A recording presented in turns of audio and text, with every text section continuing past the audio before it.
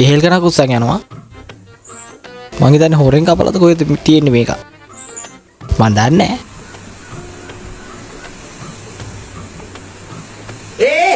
හොරෙන් තමයි. දැක්කනේ.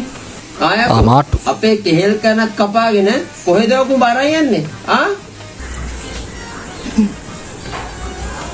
මහත්තයෝ ඇයි මොකද මනුස්සයා? අපි එක වේලක් කාලා තමයි මහත්තයෝ මේ සතියේම මෝ කපටියා මෝ දැක්කද මෝ කපටික?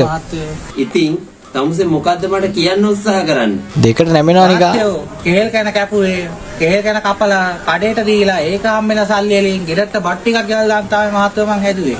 උඹ මේ හොරකම කරේ උඹේ බඩකින්නයි උඹේ පවුලේ බඩකින්නයි නිවන්න කියලා මට හොඳටම තේරෙනවා බා. එහෙම කොහොමද තේරෙන්නේ? උඹ මේ කෙහෙල් කන අරන් ගිහින් මුට හිට කියවන්න පුළුවන්ද? සල්ලි වලින් ගෙදරට බඩු ටිකක් අරන් දාපන්. ඔය ඇත්තටම මහත්තයෝ රුපියල් 700ක් ආපේ ඕන ඔය කෙහෙල් කන.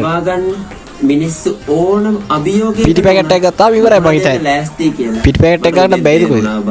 මහත්තයාට පින් මහත්තයෝ මහත්තයාට පට්ට ආදරේ. කෙහෙල් කන ගිනියන්න දෙනවා බං.